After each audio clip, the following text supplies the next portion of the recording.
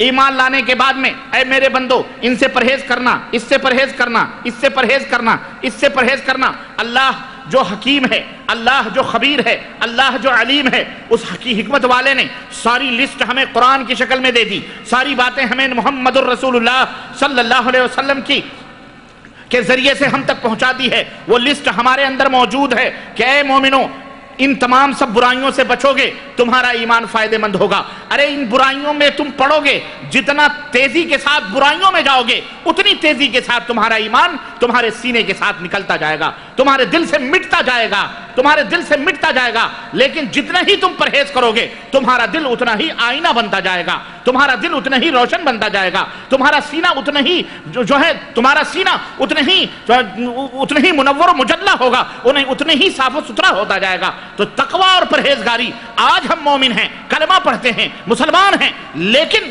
اتقوا اللہ کے اوپر عمل نہیں ہے، پرہیزگار نہیں ہیں۔ ہم مومن ہیں، زنا کرتے ہیں، مومن ہیں، شراب پیتے ہیں، مومن ہیں، ہمارے کھانوں کے اندر حرام کی ملاوٹیں ہیں، چغلی کرتے ہیں، شرک کرتے ہیں، بدعات کرتے ہیں، خرافات کرتے ہیں، ایک دوسرے کی غیبتیں کرتے ہیں، ایک دوسرے حرام سے نہیں بچتے۔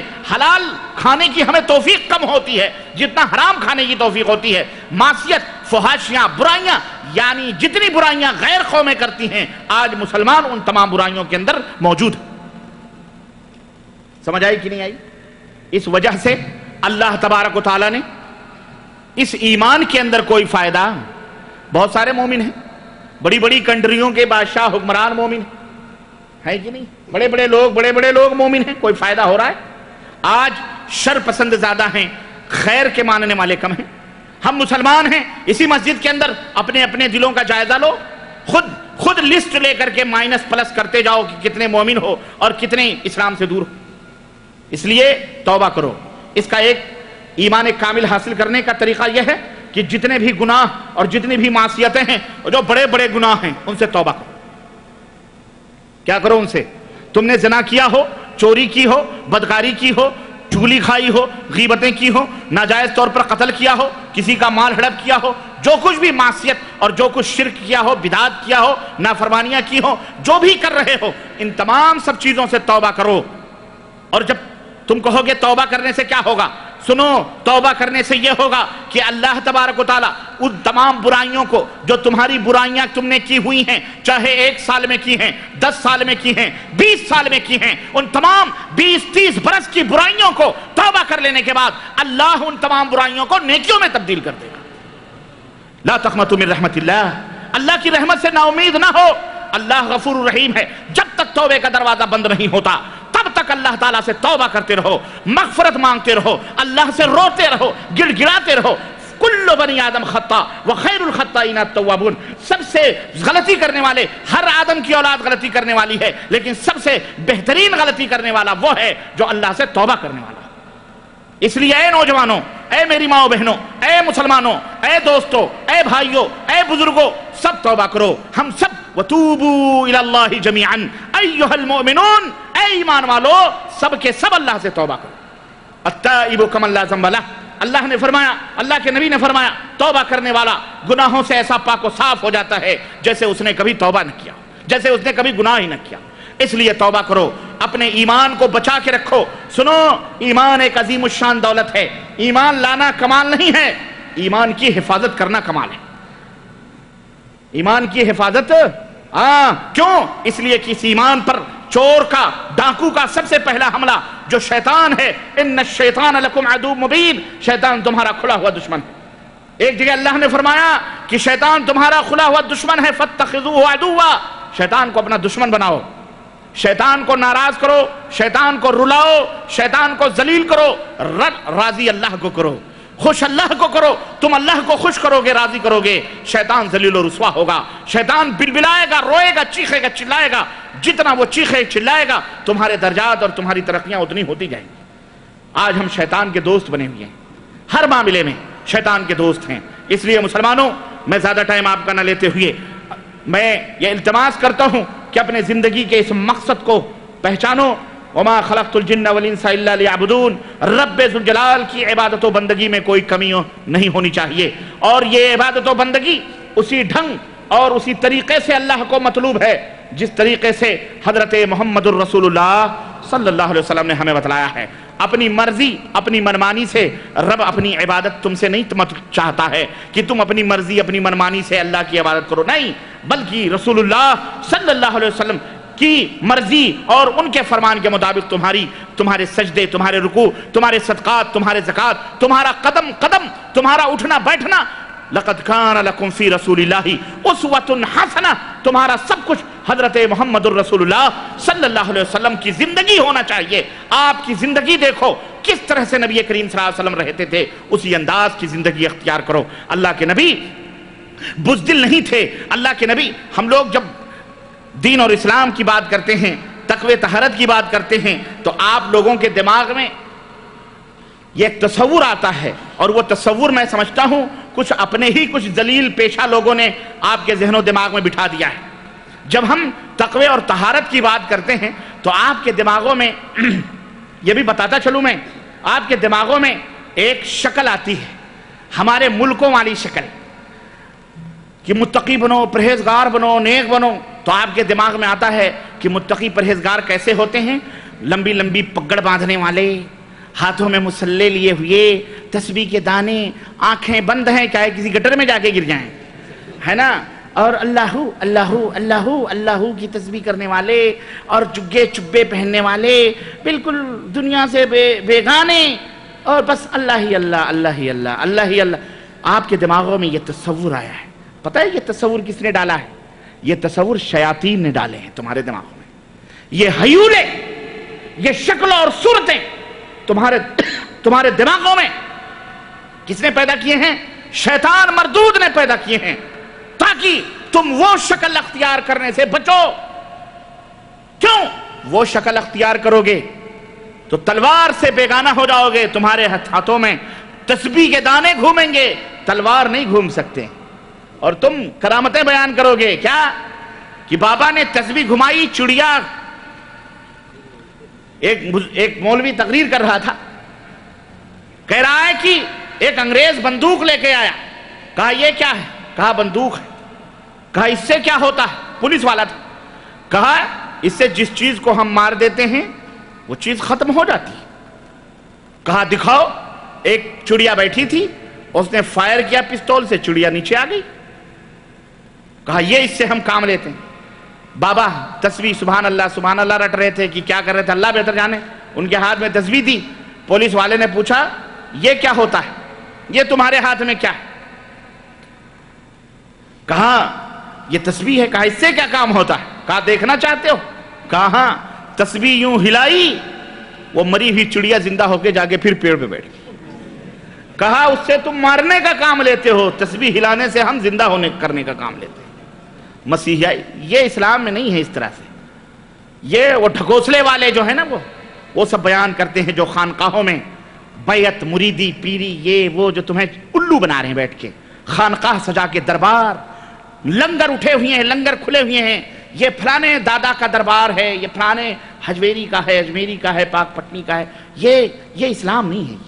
یہ تو وہ سادھوؤں کا اور ہمارے ملکوں کے اندر جو ڈھکوسلے کرنے، شعبدے باز، جادوگر، ساحر، یہ ان کے سب اسلام سے۔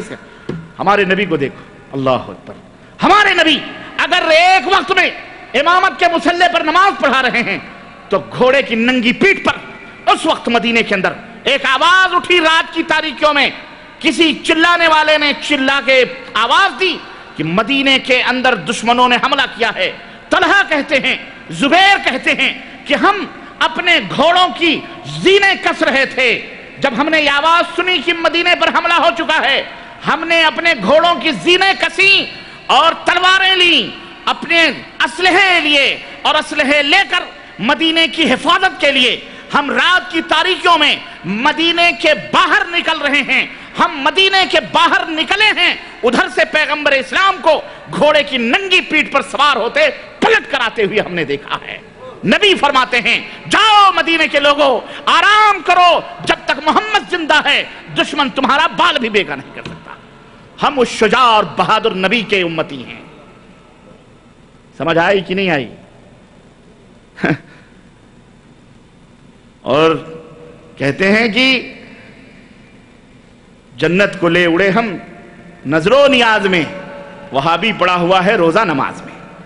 पता चलेगा जब आंखें बंद होंगी, हाँ जब आंखें बंद होंगी तब पता चलेगा हक और बातिल का फैसला होगा। आज इस दुनिया के अंदर जर्दे पुलाव मुर्ग मुसल्लम दबा लो जितना दबाना, उल्लू का बना लो जितना सबको करना, कयामत के दिन पता चलेगा जब हंटर पड़ेंगे कमरों पर, तब वहां हिसाब किताब देना पड़ेगा। समझ आई कि नहीं आई? हाँ, इसलिए अल्लाह से डरो, तकवा अख्तियार करो, जितनी भी ममनुआ चीजें हैं उनसे परहेज करो, शुजा बनो, बहादुर बनो, अपने बच्चों को बहादुर बनाओ, बुज़दिली न सिखाओ, अपने बच्चों को बुज़दिली न सिखाओ, मदारिस कायम करो जिसके अंदर निशानाबाजियां सिखाई जाती हैं। आज अगर घोड़े का जमाना नहीं है, न सही कार चलाना सिखाओ, ट्रक चलाना सिखाओ, साइकिल मोटरसाइकिल चलाना सिखाओ, स्पॉट करो उसके अंदर।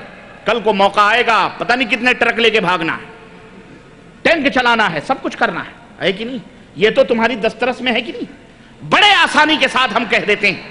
साहबे कराम तलवार चलाते थे, अल्लाह की कसम मैं कहता हूं, मुगलिया सल्तनत की तलवार अगर आज हम तुमको उठाने के लिए कह दें, या खुद भी उठा नहीं सकते, चलाना तो बड़ी दूर की बात है, खुद ही अपने पैर काट लेंगे, है कि नहीं?